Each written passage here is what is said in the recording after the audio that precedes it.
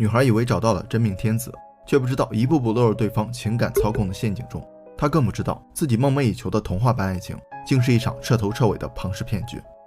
Hello， 大家好，这里是星河百度。今天的故事根据真实事件改编，我们来看看情场高端猎人是如何诱捕猎物的，以及这段爱情骗局背后的6种心理操控术。29岁的金发女孩塞西莉，虽然到了妈见愁的年纪，但她一直憧憬着童话般的爱情，所以7年间，她在交友软件 Tinder 上不停地寻找自己的白马王子。这一天，塞西莉跟往常一样刷着 Tinder， 突然看到一个长相帅气、穿着时尚的男生西蒙。通过对方主页的 IG 地址一查，塞西莉看到了更多生活照，名车豪宅，到处旅游，参加各种派对和商业活动，还有很多粉丝。看着这个事业有成又年轻帅气的小伙，塞西莉心动了，这不就是自己要找的白马王子吗？随后，塞西莉抱着试试看的态度右滑配对，好巧不巧，对方也右滑了，两人配对成功。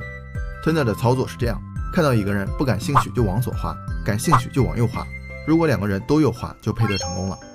为了维持第一印象的热度，西蒙传来信息，约他在伦敦的一家豪华酒店见面。跟很多网恋的照片不同，塞西莉发现西蒙不仅跟照片上一模一样，而且真人还散发出一种特别的魅力，自己完全被他吸引住了。殊不知，这是西蒙诱骗猎物的第一步，包装自己，打造光环效应。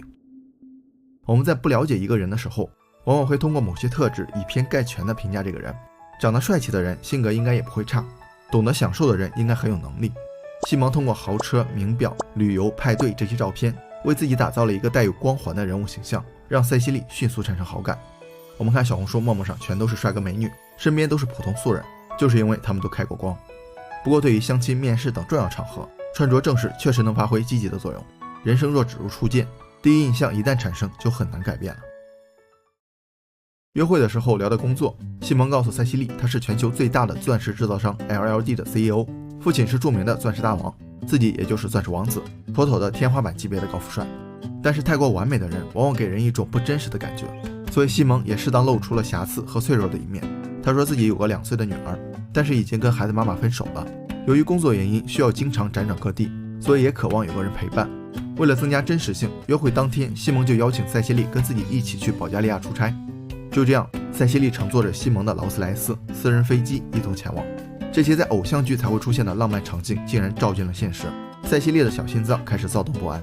陪同出差的还有西蒙的保镖、前妻和他们2岁的女儿。前妻告诉塞西莉，西蒙是个好男人，即便分手了还一直抚养他们。西蒙的话在前妻这里得到了验证，塞西莉对他的好感也迅速升温。他不知道自己掉入了西蒙的第2步陷阱中，营造真实感，获取信任。跟照片一样的长相，又有高大上的背书，让塞西莉相信这一切都是真的。而且劳斯莱斯私人飞机也能让他放下防备，人家这么有钱，怎么会骗我那点钱？为了更加真实，西蒙还用到了心理学上的出手效应，就是说太过完美的事物往往让人有距离感，相反有点小瑕疵才更接地气，这样不仅不会影响自己的形象，还能拉近彼此之间的关系。于是就有了前妻、孩子这些角色的客串。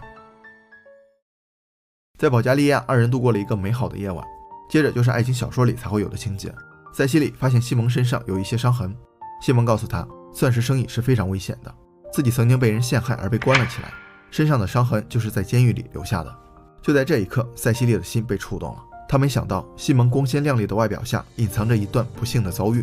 于是她决定要用爱拯救这个可怜的男人。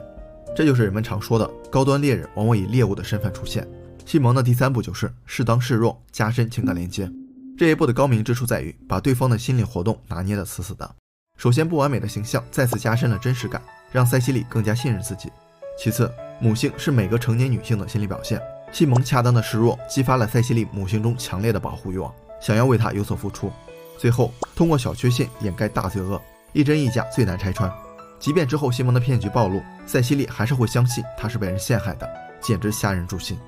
所以男性小伙伴记住了，谈恋爱不能只扮演霸道总裁，还要适当示弱，对方会更愿意付出。由于西蒙业务繁忙，保加利亚一行结束后，西蒙让塞西莉先回伦敦，之后就没再联系他。这里划重点，没再联系。但这段梦幻般的经历始终在塞西莉脑海中挥之不去。终于，他鼓足勇气发了条信息给西蒙。几秒钟后，西蒙回复了他。之后，他们每天都会互发信息。塞西莉也逐渐认定西蒙就是自己命中注定的那个人。西蒙一边说自己忙得抽不开身，一边又给塞西莉创造惊喜，专门乘坐私人飞机去找他。这种忽冷忽热的落差让塞西莉招架不住，只能被牵着鼻子走。这是西蒙的第4步，也是情场高手的进阶手段——间歇性强化。就是说，如果持续稳定的满足对方，对方习惯之后内心就没有了波动，反而是随机性的奖赏才令人感到期待和着迷。举个例子，你每天给女生送一束花，时间一长她就习惯了，因为都在意料之中，没有了惊喜。这个时候你不送了，过了几天再送，她就又开始珍惜了。我们看电视剧里的老实人都是有求必应，最后女主来了句你是个好人，但咱俩不合适。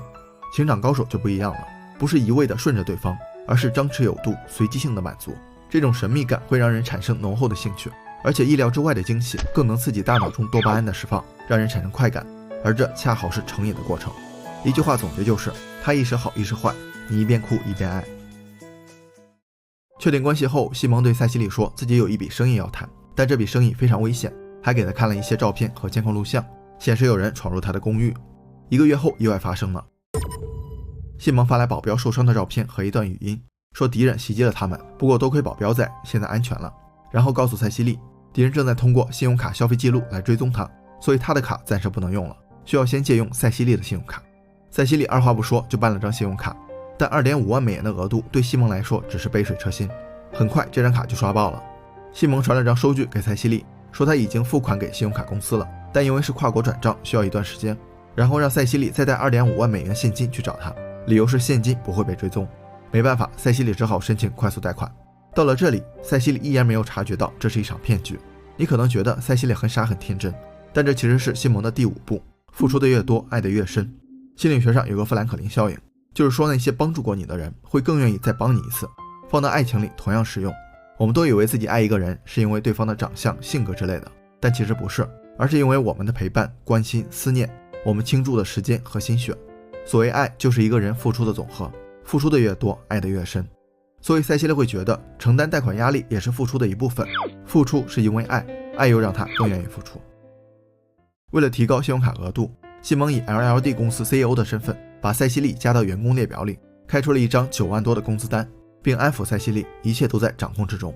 额度虽然提高了，但还是一次次被刷爆，这是塞西莉从未经历过的恐慌。同时他还担心西蒙出意外，只好拆东墙补西墙，从一家银行贷款还上一家银行的欠款，贷款金额也越来越多，达到25万美元。虽然塞西莉也怀疑过，甚至在网上搜索过西蒙所说的钻石家族，但网上确有其人。再加上西蒙10万火急的请求和看似合理的话术，让塞西莉根本没有喘息的机会，只能一而再再而三地投入金钱。这也是西蒙的最后一步，无压力的屈从。心理学上有个登门槛效应，从没有压力的小要求开始，之后每次的要求都只提高一点点，就像上楼梯一样，每个台阶都不费力。就这样，金额从 2.5 万一直累积到25万。再加上沉没成本谬误的影响，既然已经投入了这么多感情和金钱，塞西莉不敢也不愿意往坏的方向想，只能安慰自己继续投入。塞西莉不知道的是，在他既为钱发愁又担心西蒙安全的时候，西蒙正带着新女友在米克斯诺岛旅游，他们租游艇开派对，用的正是塞西莉的钱。这场王子与公主的童话爱情故事只是一场彻头彻尾的庞氏骗局。因为还不上债务，银行人员找到了塞西莉，塞西莉不得已说出了实情。银行人员看到西蒙的照片说，又是这家伙。这个时候塞西莉才知道自己被骗了，而且只是众多受骗者之一。他们告诉塞西莉，这个男人是个惯犯，根本不是什么钻石大王的儿子，家族的照片也是 P 上去的，一切都是假的。虽然因为自己的罪行，西蒙被判处15个月的监禁，但由于疫情的原因，仅服刑5个月就被释放。现在的他依然是个自由人，从发布的照片来看，他的生活还是光鲜亮丽，开着跑车，住着别墅，还有美女相伴，只是不知道这次是真实的还是虚假的。聊这个故事的目的也是提醒小伙伴们，类似的感情骗局不仅仅存在于外国的社交软件上，受骗对象也不仅仅局限于年轻的女孩子，但凡有情感需求的人，他们都会趁虚而入，凡事多留心，没什么坏处。分析其中的6个心理学效应，也只是帮助大家在恋爱中更好地把控彼此的关系，所以即便你真的学会了，一定要合理运用，切忌模仿西蒙雨露均沾。